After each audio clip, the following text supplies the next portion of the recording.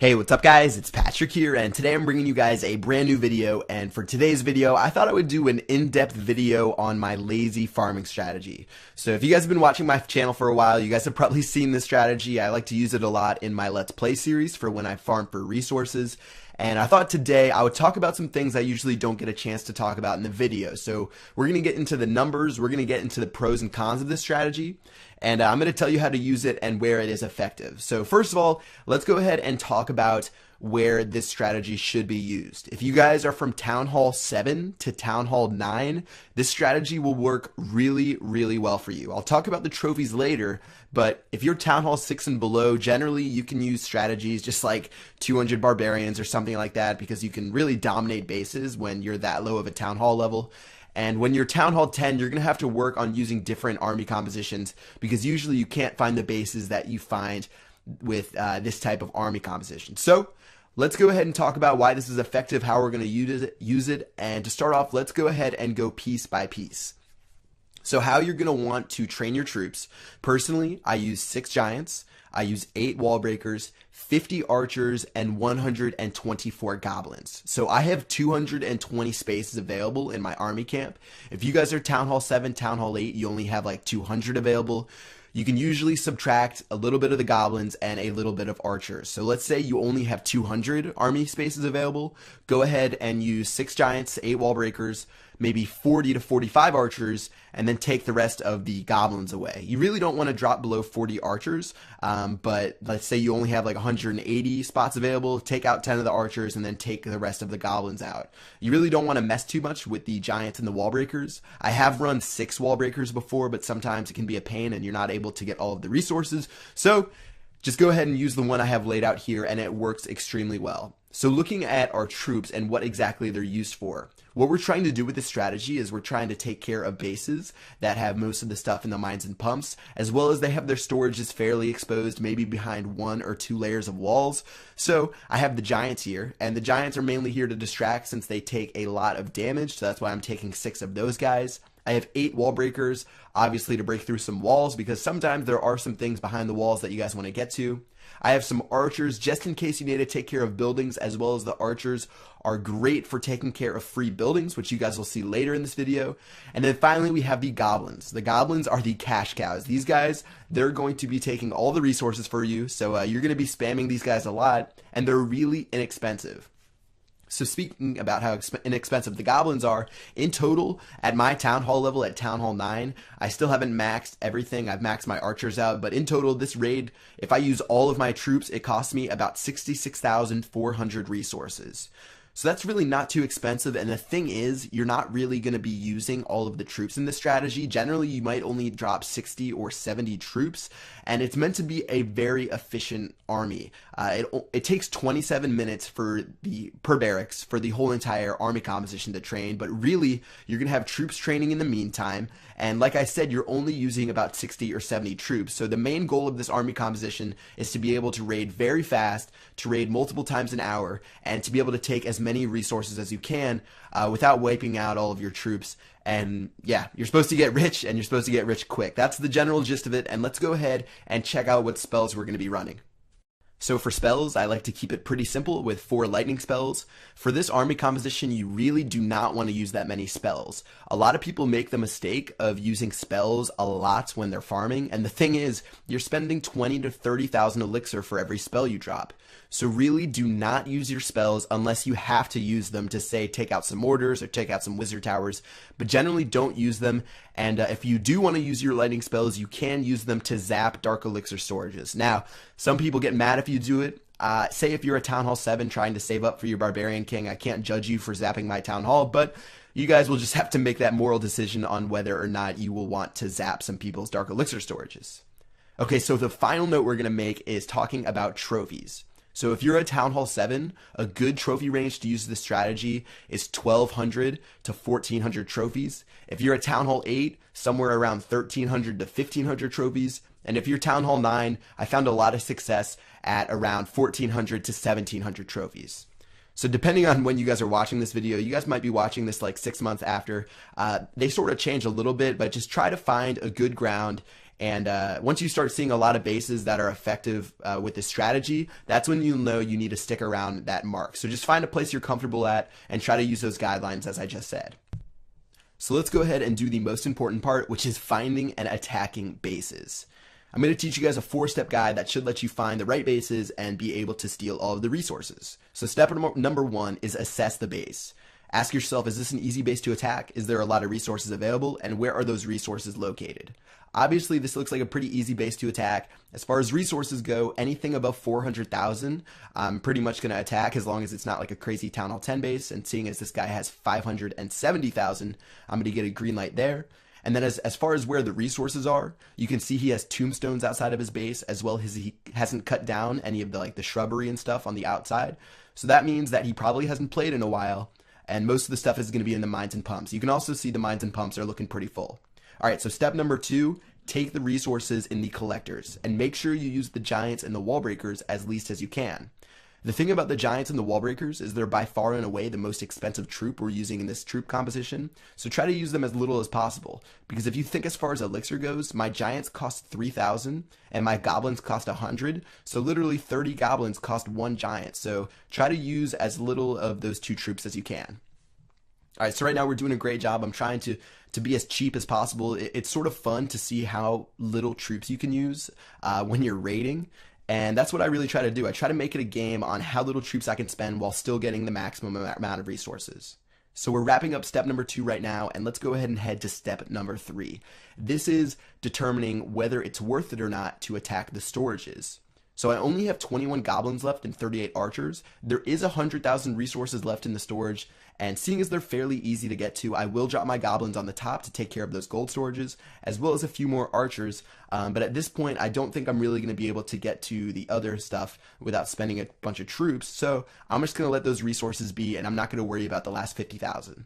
Alright, so let's go ahead and wrap it up with step number 4. This is whether or not you can get 50% on a base. It's important as a farmer that you don't lose trophies in every single battle. You would like to get 50%. Don't go for 50% if it's too expensive. If you have to drop your whole entire army composition, it's okay to drop trophies. Don't worry about it. But with this base, there was plenty of stuff on the outside to pick off with my archers, and it turns out that it was very simple. So I'm just going to go ahead and drop my archer queen right here. I have some archers shooting down some of these buildings, and now I can surrender and check out my resources. So looking at how much we stole, we actually stole over 500,000 resources, plus 268 dark elixir, as well as we kept 5 trophies. But that's not the whole story. If you look at how many troops we had to spend, we only had to spend 33,900 elixir on troops. If I had used 10 dragons or something like that, that's going to cost me 360,000 elixir. So in total, I profited over 460,000 resources, whereas if I used a more expensive army composition, I'm really not going to be profiting as much. So overall, this was an amazing raid, and I would definitely take this raid every single time. We used a little bit more troops than normal. Normally, I only have to drop about 70 to 80, and I think on this one, we had to drop somewhere in the hundreds. But overall, not too bad of a raid, and it only should take a couple of minutes to make troops for the next raid. So for raid number 2, I'm going to show you guys a base called a freebie. So this is the other type of base you're going to be attacking with this strategy. It's a base that has less than 400,000 resources available, but it's so easy that you can't pass it up. So looking at this guy's base, there's 300,000 resources available, but just like in the last raid, he has a ton of shrubbery on the outside, he still has the tombstones, as well as his gold mines and elixir pumps look full. So all I'm going to do on this base is drop goblins, and if I drop 30 to 40 goblins, I should be able to steal 90% or more of his resources. So let's go ahead and do it. I'm going to drop some goblins right now. Those guys are going to take care of all those mines and pumps, and just like that, this guy only has 40,000 resources left. So we stole 260,000 just from a couple troops. At this point, I have 27% of this guy's damage on his base, and I decided I would attack his base to make sure I can get 50%. I will drop some archers, like you can see right here.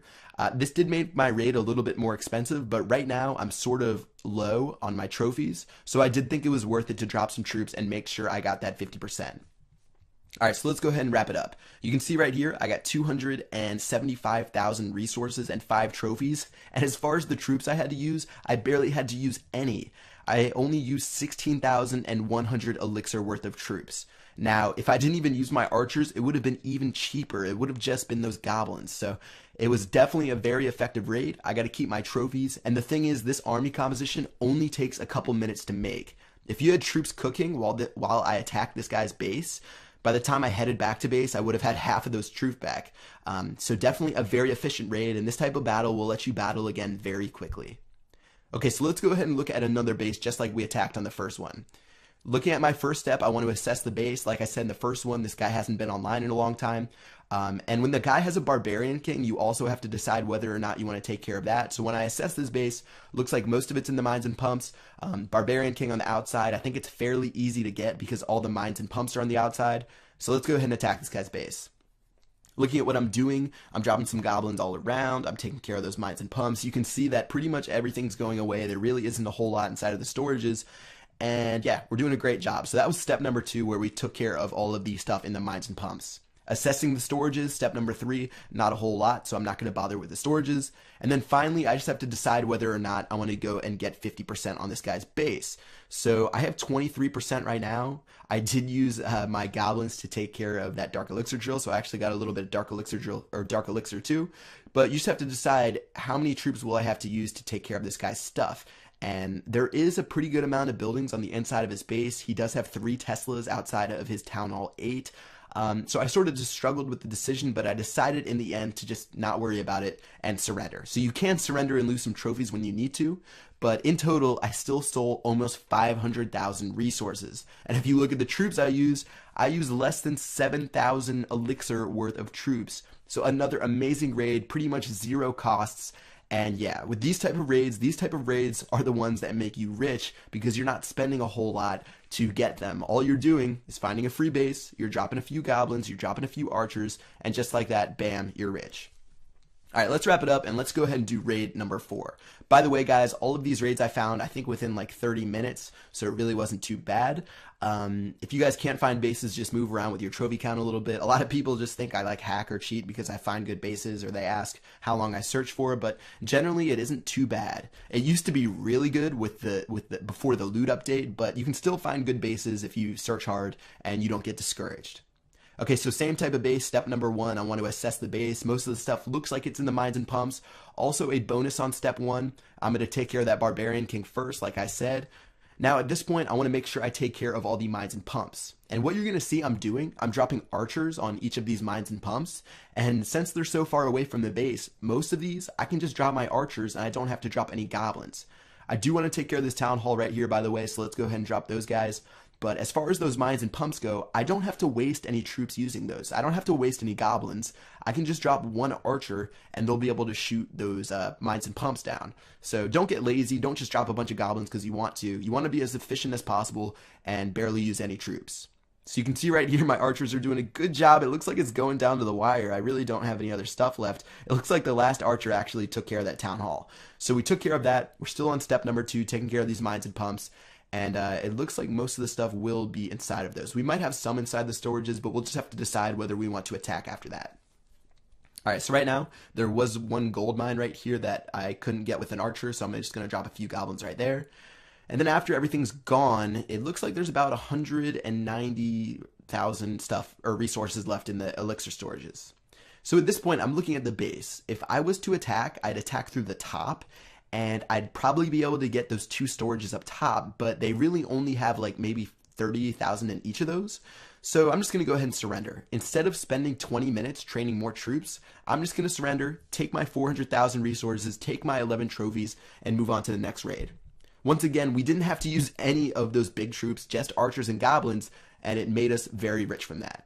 Alright guys, so just going through a quick wrap up once again. Step number 1, assess the base. Decide if you want to attack it. Decide how hard the base is to attack. Decide where the resources are.